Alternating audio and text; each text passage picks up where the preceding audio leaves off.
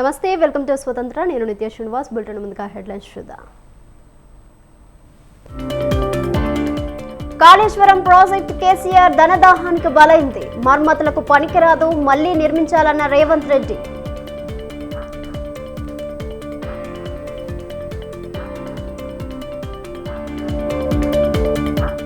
కాసేపట్లో మేడిగడ్డకు సీఎం, మంత్రులు, ఎమ్మెల్యేలు. కుంగిన పిల్లర్ల పరిశీలించనున్న బృందం.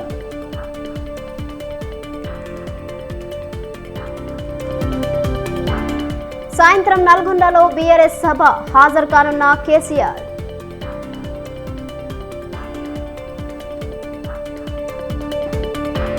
ఏపీ అభివృద్ధికి జగన్ చిత్తశుద్ధితో పనిచేస్తున్నారు. టీడీపీ పతనావస్థకు చేరిందన్న మంత్రి పెద్దిరెడ్డి.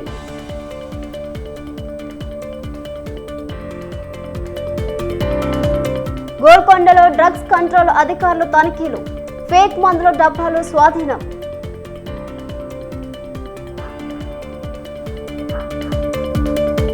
రైతులపై టీఆర్ గ్యాస్ ప్రయోగించిన పోలీసులు. పంజాబ్, హర్యానా సరిహద్దుల్లో ఉద్రిక్త.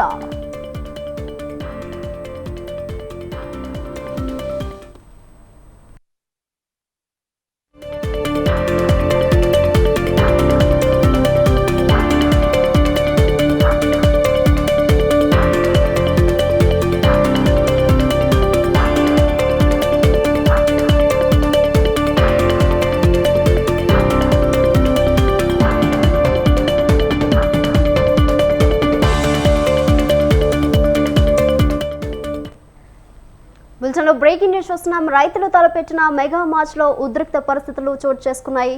పంజాబ్, హర్యానా మధ్య ఉన్న శంభు సరిహద్దు వద్దకు భారీ సంఖ్యలో వచ్చిన రైతులపై పోలీసులు టీఆర్ గ్యాస్ ను ప్రయోగించారు. ఢిల్లీ దిశగా కదులుతున్న వారిని అడ్డుకునేందుకు ఈ చర్యలు తీసుకున్నారు. దీంతో పరిస్థితులు ఉద్రిక్తంగా మారాయి. టీఆర్ గ్యాస్ యోగంతో ఆ ప్రాంతమంతా దట్టమైన పొగతో నిండిపోయాయి. డ్రోన్లతో స్మోక్ బాంబ్స్ ను జారవిడిచారు. దీంతో నిరసనకారులు, మీడియా ప్రతినిధులు పరుగులు పెట్టినట్లు తెలుస్తోంది.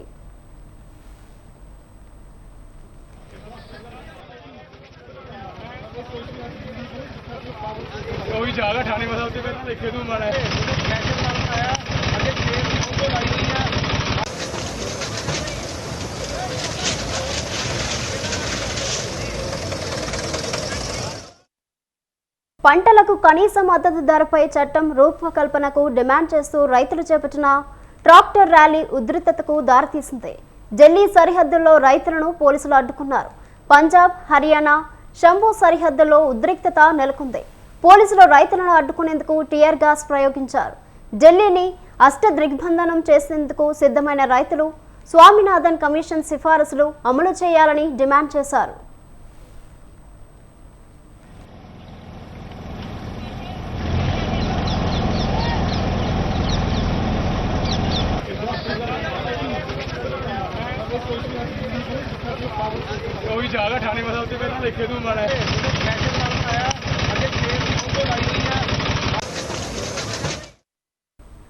రైతుల ఆందోళనను భగ్నం చేసేందుకు పోలీసులు అత్యంత కట్టుదిట్టమైన భద్రతా ఏర్పాట్లు చేశారు. నగర సరిహద్దుల్లో భారీగా బలగాలను మోహరించారు. రహదారులపై బహుళ అంచెల్లో బారికేడ్లు ఏర్పాటు చేశారు. పలుచోట్ల కాంక్రీట్ బ్లాక్స్, ఇనుప కంచెలు, మేకలను అడ్డుగా పెట్టారు. ఢిల్లీ అంతటా నెల రోజుల పాటు 144 సెక్షన్ విధించారు. ముందు జాగ్రత్తగా పార్లమెంట్ సమీపంలో ఉన్న సెంట్రల్ సెక్రటేరియట్ మెట్రో స్టేషన్ను మూసివేశారు.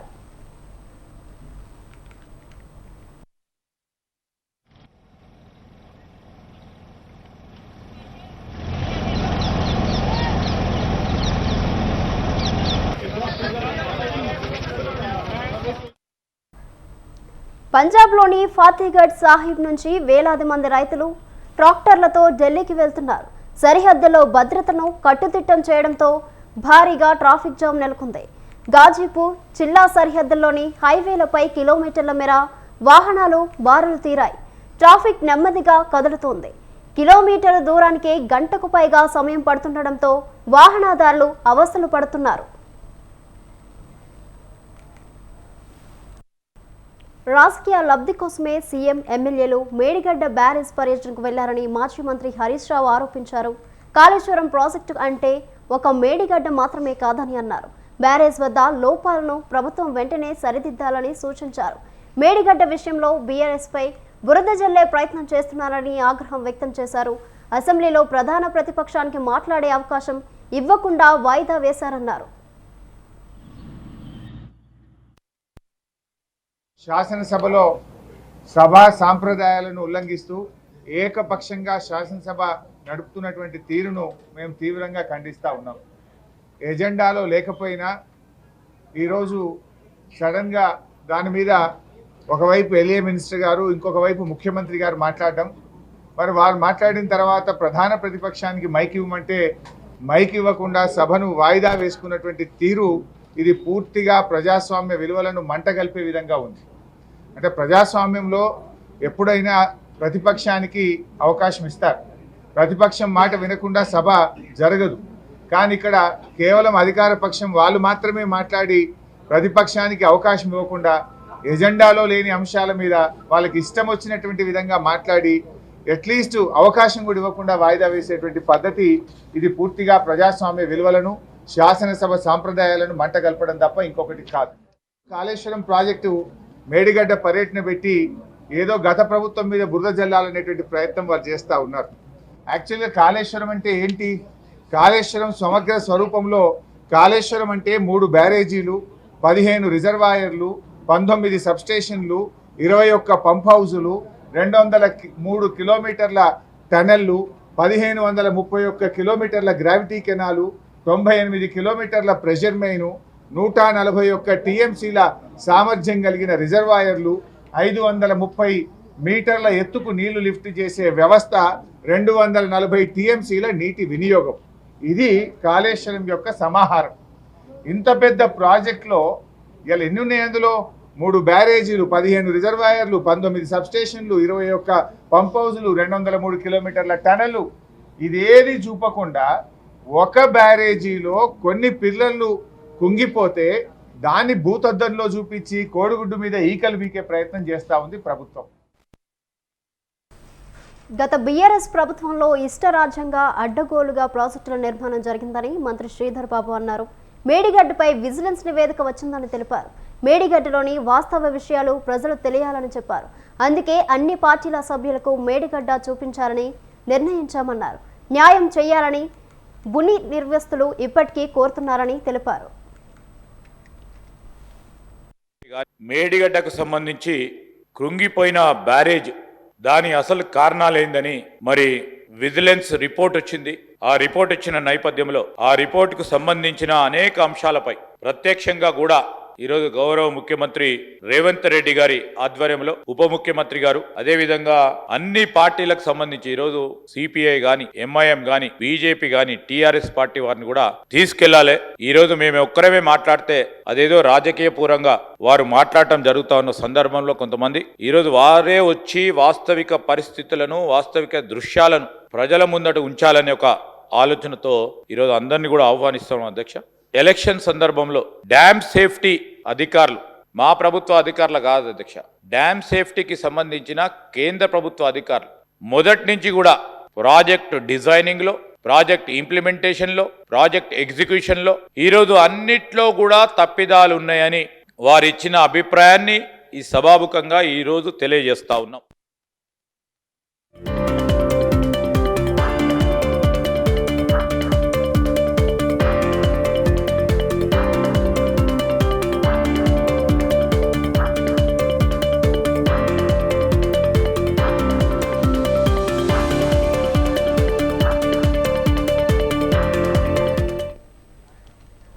బ్రేకింగ్ న్యూస్ చూస్తున్నాం. మెడికల్ విద్యార్థి రచనారెడ్డి ఆత్మహత్య చేసుకుందని తల్లిదండ్రులు, కుటుంబ సభ్యులు అంటున్నారు. సంగారెడ్డి జిల్లా అమీన్పూర్ మండలం కిస్టారెడ్డిపేట్ ఔటర్ రింగ్ రోడ్డు మీద కారులో ఇంజెక్షన్ తీసుకుని ఆత్మహత్య చేసుకుందని కుటుంబ సభ్యులు నిర్ధారించారు. ఇందులో తమకు ఎటువంటి అనుమానం లేదని, పని ఒత్తిడితోనే ఇలా చేసుకుని ఉండొచ్చని చెబుతున్నారు. పటాన్చెరు ప్రభుత్వ ఆసుపత్రిలో కుటుంబ సభ్యులు, పోలీసుల సమక్షంలో రచనారెడ్డి మృతదేహానికి పోస్టుమార్టం నిర్వహిస్తున్నారు వైద్యులు.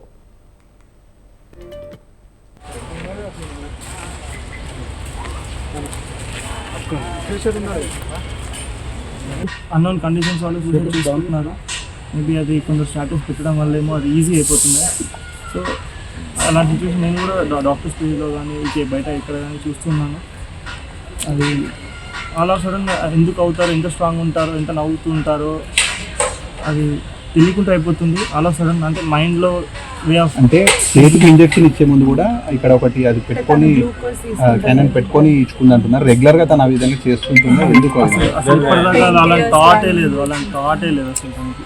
పెయిన్ కిల్లర్స్ కానీ ఏమైనా రెగ్యులర్గా తీసుకుంటుంటారా? అసలు ఎటువంటి మెడికేషన్ కూడా తను తీసుకోదు. అనెస్థీషియా బాటిల్ తన దగ్గర ఉందా అండి? నాకు తెలియదు అసలు ఎలా వచ్చింది ఏంటి అని కూడా తెలియదు అసలు. అసలు మీరు సూసైడ్ అని ఒక నిర్ధారణకు వచ్చారా? మీరు సూసైడ్ అని నిర్ధారణకు వచ్చారా? ఆత్మహత్య నిర్ధారణకు వచ్చారా మీరు? అది అక్కడ మాకు వైల్స్ కనిపించాయి. వైల్స్ అంటే ఇన్ ద సెన్స్ సిరంజెస్. అదొకటి అది లెఫ్ట్ హ్యాండ్కి ఉంది. ఓవరాల్ పెట్రోలింగ్ నుంచి మనకు పోలీస్కి ఇన్ఫర్మేషన్ ఇచ్చింది. ఓవరాల్ కృష్ణారెడ్డిపేట దగ్గర ఒక లేడీ కార్లో అన్కాన్షియస్ స్టేట్లో ఉంది ఇన్ఫర్మేషన్ మీద పోలీస్ రష్ అయ్యి జరిగింది. అక్కడ సీన్ ఆఫీస్లో కార్లో డ్రైవింగ్ సీట్లో లేడీ ఉంది. తను లెఫ్ట్ హ్యాండ్కి ఒకటి హ్యాండ్లా బటర్ఫ్లై హ్యాండ్లా సిరంజ్ కొనడం జరిగింది. చూస్తే ఆమె అన్కాన్షియస్ ఉంది. ఆమె ఫోన్కి చనిపోయినట్టుగా ఇన్ఫర్మేషన్ వచ్చింది. ఎప్పుడైతే ఈ ఇన్సిడెంట్ జరిగిందో ఆ ఇన్సిడెంట్ చూసిన వ్యక్తి కూడా విచారించాం. ఆయన కార్లో వెనక్కి వస్తుంటే ఆమె ముందు కారు లెఫ్ట్ సైడ్ వెళ్ళడం చూసి ఎందుకు అలా వెళ్తుందని చెప్పేసి అది వెరిఫై చేస్తే ఆమె అన్కాన్షియస్ స్టేట్లోకి వెళ్ళిపోయింది. ఆ ఇన్ఫర్మేషన్ అతను అతనితో కార్లో ఆమె సెల్ఫ్గా డ్రైవింగ్ చేసుకుంటూ వచ్చింది. అక్కడ ఎలాంటి అనుమానాస్పదంగా కూడా ఏం కనిపించలేదు. చూస్తే సీన్ ఆఫ్ అఫెన్స్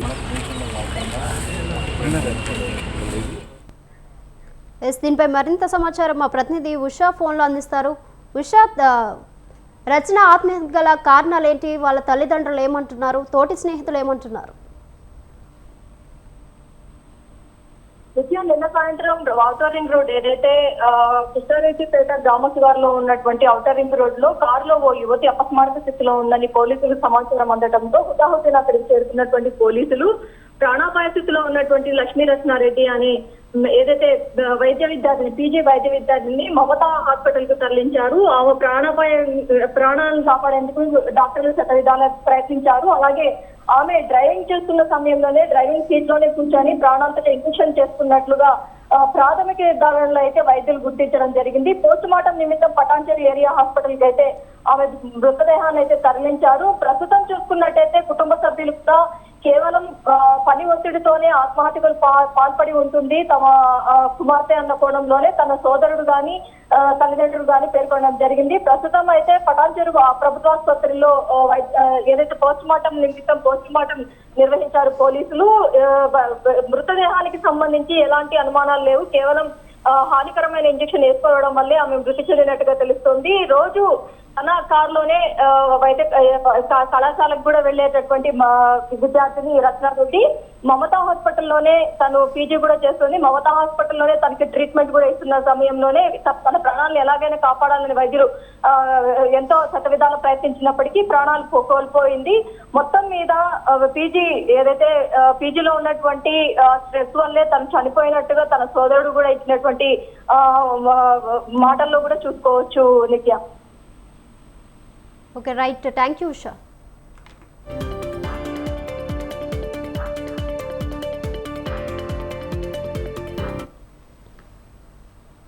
పాయకరావుపేట నియోజకవర్గం వైసీపీలో విభేదాలు రోడ్డెక్కాయి.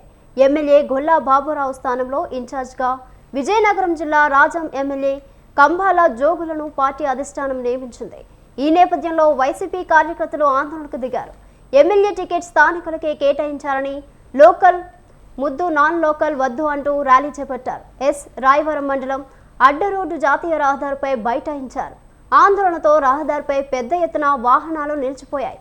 బయట నుంచి వచ్చిన వారు ఎమ్మెల్యేగా ఎన్నికై స్థానికులను పట్టించుకోవడం లేదన్నారు.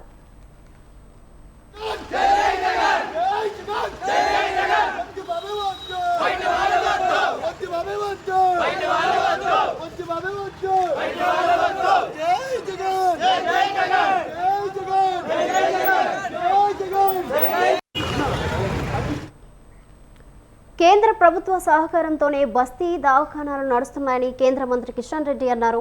ముషీరాబాద్ నియోజకవర్గంలోని పలు బస్తీల్లో కేంద్ర మంత్రి కిషన్ రెడ్డి, లక్ష్మణ్ పర్యటించారు.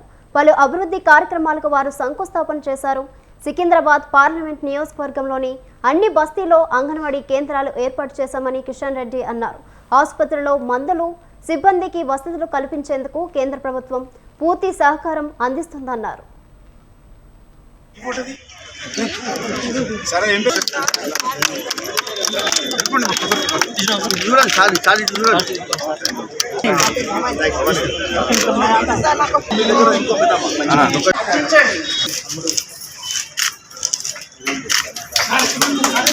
కెమెరా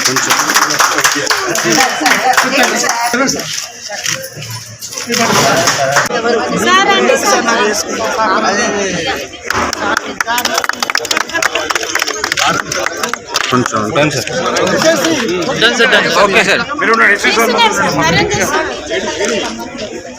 సికింద్రాబాద్ పార్లమెంటు నియోజకవర్గంలో అన్ని ప్రభుత్వ ఆసుపత్రులలో పేషెంట్స్ వచ్చినప్పుడు పేషెంట్కు సహాయకులుగా వచ్చినటువంటి అటెండర్స్ కోసం కానీ ఆశా వర్కర్స్ కానీ లేక అంగన్వాడీ వర్కర్స్ కోసం అన్ని ప్రైమరీ హెల్త్ సెంటర్స్లో షెడ్స్ నిర్మాణం చేయడం జరిగింది. ఆ రకంగా సుమారు 33 ఆసుపత్రులలో ఈరోజు షెడ్స్ నిర్మాణం చేయడం జరిగింది కేంద్ర ప్రభుత్వం తరఫున. అదేవిధంగా అన్ని ప్రభుత్వ పాఠశాలలను బస్తీల్లో మరి మంచినీటి ఎద్దడి ఎదుర్కోవడం కోసం స్థానికంగా ఉన్నటువంటి ప్రజల డిమాండ్ మేరకు పవర్ బోర్స్ కూడా పెద్ద ఎత్తున ఏర్పాటు చేయడం జరిగింది. అనేక ప్రాంతాల్లో కూడా అంగన్వాడీ సెంటర్స్ ఏర్పాటు చేస్తూ ఉన్నాం. మెడిసిన్స్ కానీ అక్కడ ఉండేటువంటి సిబ్బందికి జీతాలు కానీ చాలా పెద్ద ఎత్తున కేంద్ర ప్రభుత్వము మన హైదరాబాద్ నగరంలో ఏర్పాటు చేసినటువంటి అన్ని హాస్పిటల్స్ కోసము బస్తీలలో కమ్యూనిటీలలో ఏర్పాటు చేసినటువంటి కోసము కేంద్ర ప్రభుత్వం సహకారం అందిస్తుంది. భవిష్యత్తులో రానున్న రోజుల్లో హైదరాబాద్ నగరంలోని ప్రజల యొక్క మరి మేలు కోసము మరింతగా ఈ హాస్పిటల్స్ను పటిష్టం చేసేటువంటి కార్యక్రమం కానీ మౌలిక వసతులు పెంచే కార్యక్రమం కానీ భారత ప్రభుత్వం తరఫున చేయనున్నాము. ఈరోజు అందులో భాగంగా మషీరాబాద్ అసెంబ్లీ నియోజకవర్గాల్లో ఉన్నటువంటి వివిధ బస్తీల్లో మరి అభివృద్ధి కార్యక్రమాలలో పాల్గొంటున్నాం. సికింద్రాబాద్ చిత్తూరు జిల్లా పొంగునూరు నియోజకవర్గం పులిచెర్ల మండలంలో 60 కోట్లతో నిర్మించిన అభివృద్ధి పనులను మంత్రి పెద్దిరెడ్డి రామచంద్రారెడ్డి ప్రారంభించారు. 60 కోట్ల రూపాయల అభివృద్ధి పనులను ప్రారంభించామని బీసీ బాలికలు ఎస్సీ ఏపీ రెసిడెన్షియల్ స్కూల్స్కు శంకుస్థాపన చేశామని మంత్రి తెలిపారు. సీఎం జగన్ అధికారంలోకి వచ్చాక పొంగునూరు అభివృద్ధికి సహకరించారన్నారు.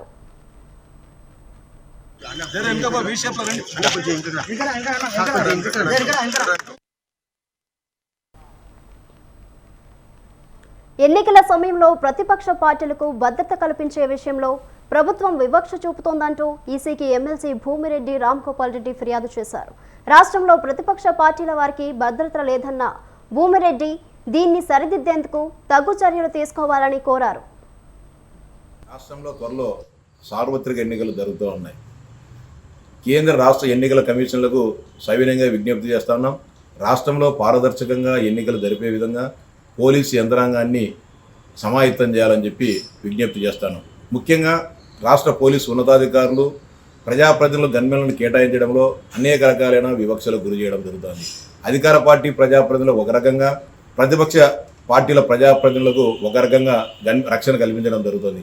ప్రతిపక్ష పార్టీల వారికి ప్రజాప్రతినిధులకు 1+1 గన్మెన్లు ఇస్తూ ఉండగా అధికార పార్టీ ప్రజాప్రతినిధులకు 2+2 నుంచి 4+4 వరకు గన్మెన్లను ఇష్టారీతిగా కేటాయించడం జరుగుతుంది. దీన్ని సరిదిద్దకపోతే జరగబో ఎన్నికల్లో అనేక నియోజకవర్గాలలో కొంత బ్యాలెన్స్ తప్పిపోయి పారదర్శకంగా ఎన్నికలు జరగకుండా ఉండేదానికి ఇవి బులెటిన్ డీటెయిల్స్. కీప్ వాచింగ్ స్వతంత్ర.